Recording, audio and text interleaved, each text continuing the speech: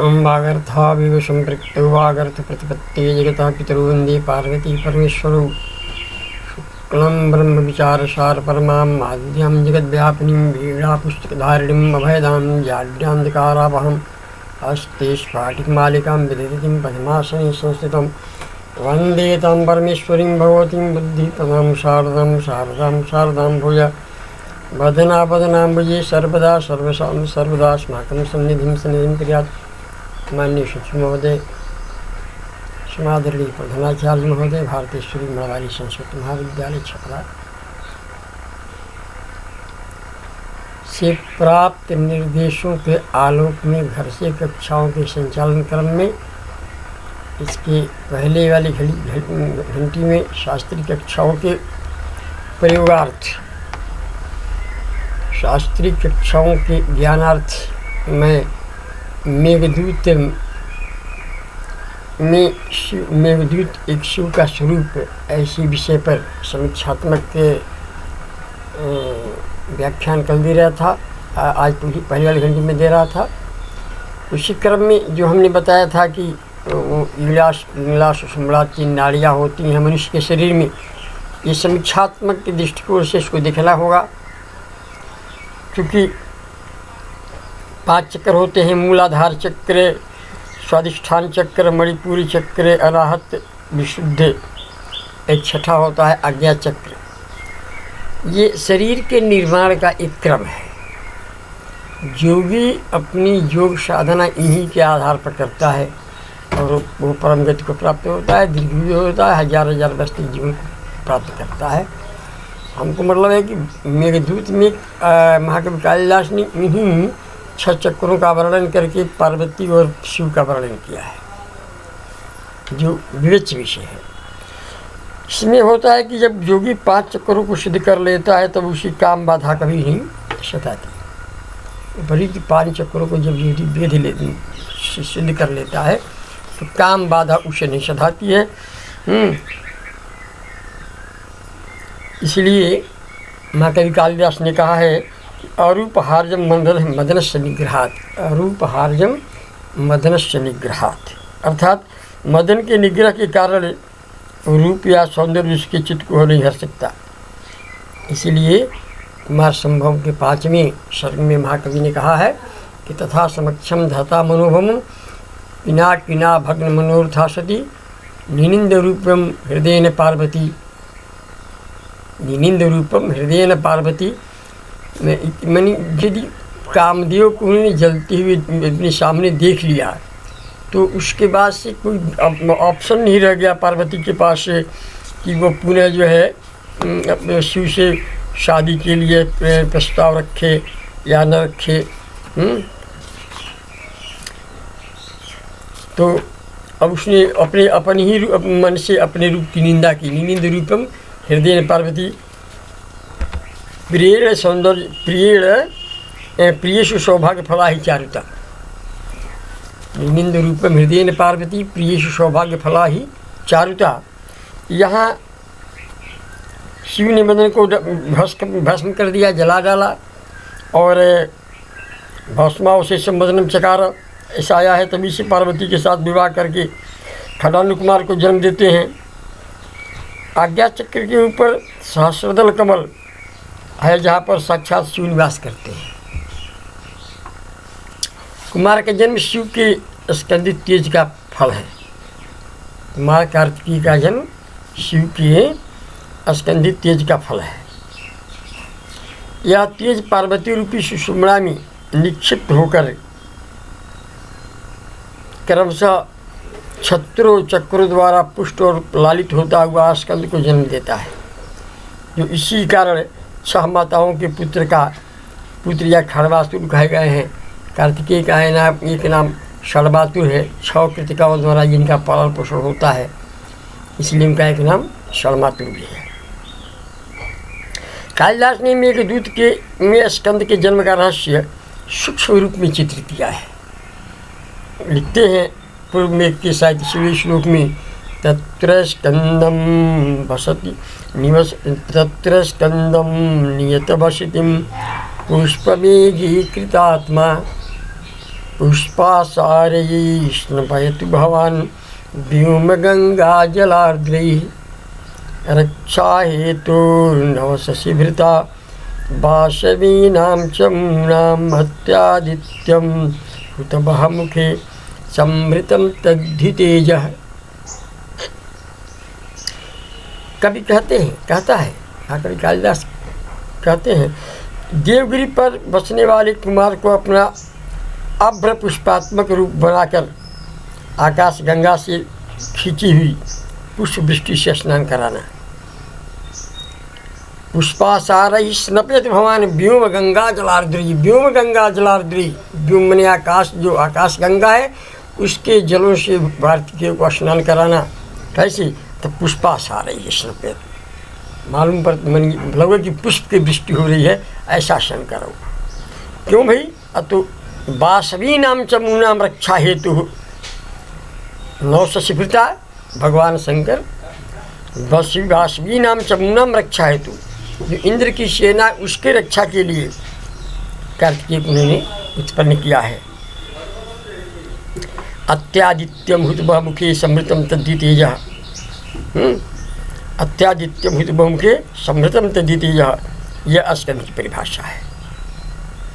देवसेना की रक्षा के हेतु पावक के मुख में, पावक माने अग्नि, पावक के मुख में संचित सूर्य से भी अधिक प्रभावशाली शिव का तेजी कुमार कार्तिकेय है ना। अत्यादित्यम हुतवः मुखे समृतम तद्धितेजः, यह है स्कंद की परिभाषा। हुतवः माने होता है अग्नि, हवनम वहति तो हुतवः, जो हवन अग्नि में दिया जाता है उसका जो वहन करता है वह प्रापणे धातु है, उसको हुतवः कहते हैं। वह प्रापणे पहुँचाता है, उसका नाम है हुतवः। और अग्नि नामक सुषुम्ना के मुख में सूर्य से भी अधिक ही प्रकाशित शिव का तेज स्कंद है। कोश में स्कंद की पत्नी का नाम देवसेना आया है। कोश में स्कंद की पत्नी का नाम देवसेना है। इंद्रियों की सात्विक और तामसिक प्रवृत्तियों का द्वंद्व देवासुर संग्राम है। देवासुर संग्राम क्या है? इंद्रियों के सात्विक और तामसिक प्रवृत्तियों का संघर्ष ही देवासुर संग्राम है। जब सतोगुणी इंद्रियां काम से हारने लगती हैं तब ये समाधि में बैठे हुए शिव से प्रार्थना करती हैं कि उन्हें एक सेनापति दे। देवों ने भी यही किया है।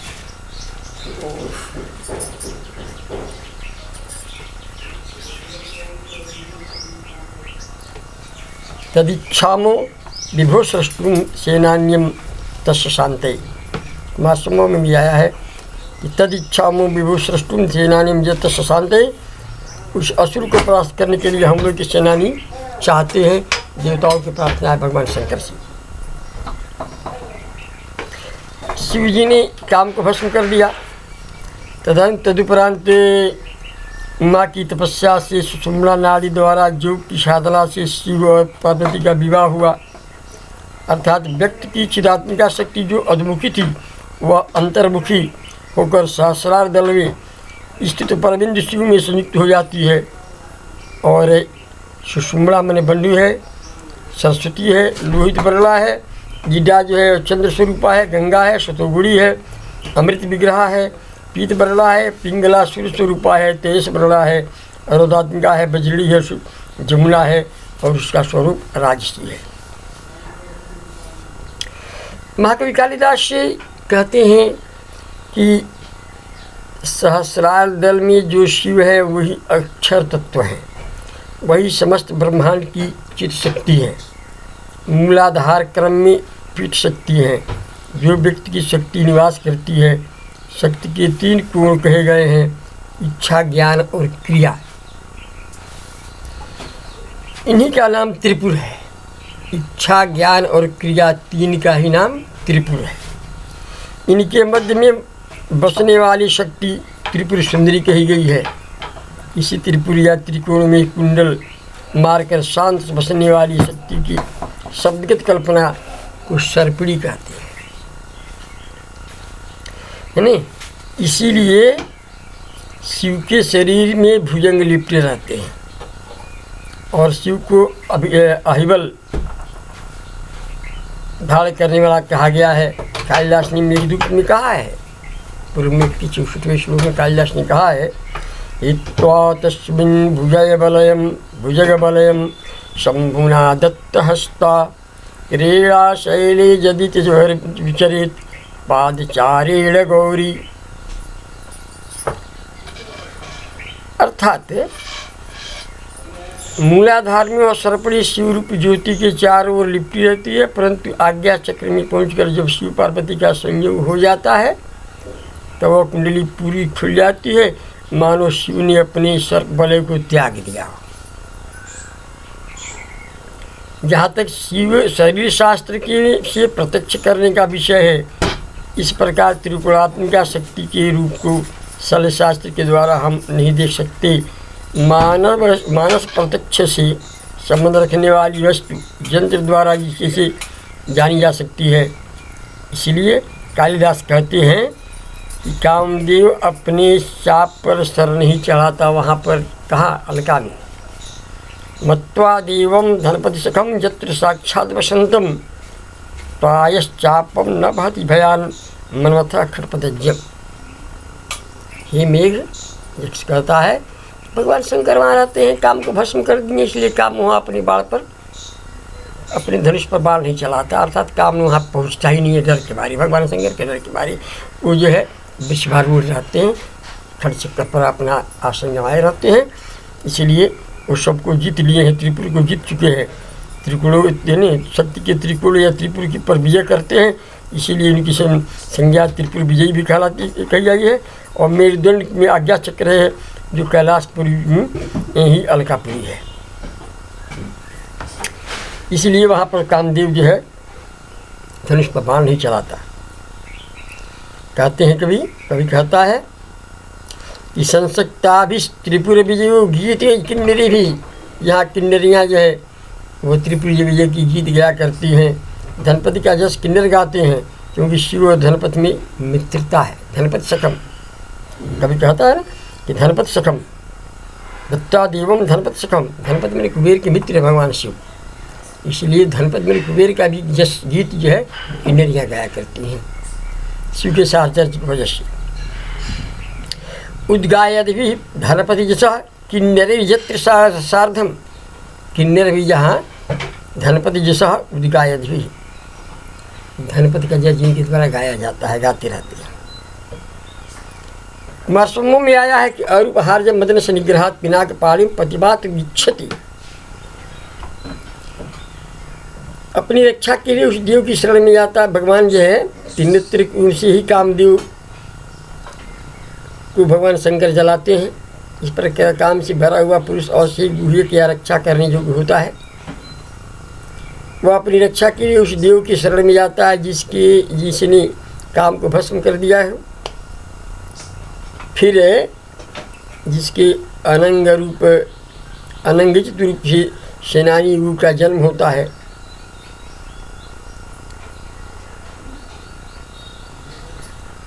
शिवजी पिनाकपाली हैं, कहा भी है कि अरूपहार जब मदन से निग्रहात पिनाकपाली प्रतिमा पातुच्छति। कुमार सम्मोह के 5वें सर्ग में आया है 33वें श्लोक में कि पिनाकपाली प्रतिमा प्रतिपामाप्तुमिच्छति। पिनाकपाली मनीष भगवान शंकर को जो पति पाने की इच्छा रखती है, पार्वती के सप्रसंग वर्ण में। पिनाक जो है भगवान शंकर के धनुष का नाम है, वो है पाली मैंने हाथ में जिसके, पिनाकपाली मन भगवान शिव। निरुक्त में भी आया कि रंभः पिनाक भीति दंडस्य, नेगम काल में निरुक्ति में आया है, अर्थात रंभ और पिनाक दंड के नाम है। यही यहाँ भी लिखा है कीर्तिवासाः पिनाक हस्तो वतत धन्वेति निगमो भवति, पिनाक नाम मेरुदंड का है इत्यादि। अब विचारणीय विषय है भगवान शंकर के लिए। क्रौंच तट से तुरंत आगे शुभ्र कैलाश पर्वत है। यक्ष मेघ को संदेश देकर भेजता है तो जो क्रौंच पर्वत है उससे कुछ आगे बढ़ने पर शुभ्र कैलाश पर खड़ा है, जो कि परिभाषा में विशुद्ध चक्र के अनंतर आज्ञा चक्र है। यहाँ शिव रूप ज्योति का प्रकाश है मूलाधार चक्र से योगी साधना के लिए जिस नृत्य का आरंभ होता है, उसकी सिद्धि होने पर शिव जी वज्र अट्टहास करते हैं।